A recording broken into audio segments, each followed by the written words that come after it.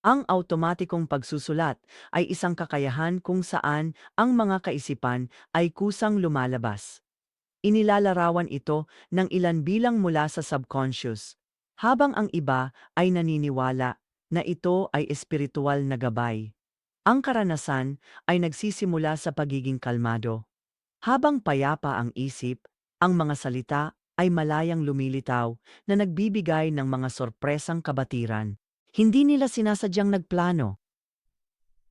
Ang lakas ng automatikong pagsusulat ay ang pag-iwas sa labis na pag-iisip. Sa halip na salain ang bawat ideya, hinahayaan ng emosyon, alaala at intuitibong impresyon na lumitaw.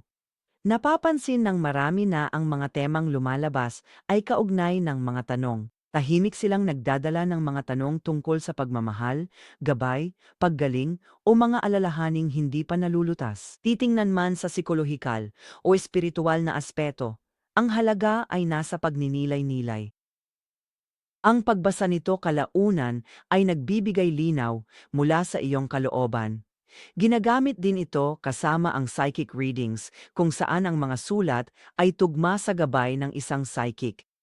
Nagbibigay ito ng katiyakan na parang ang panloob na kamalayan at panlabas na pananaw ay naglilinaw sa iyong landas tungo sa mas malalim na gabay.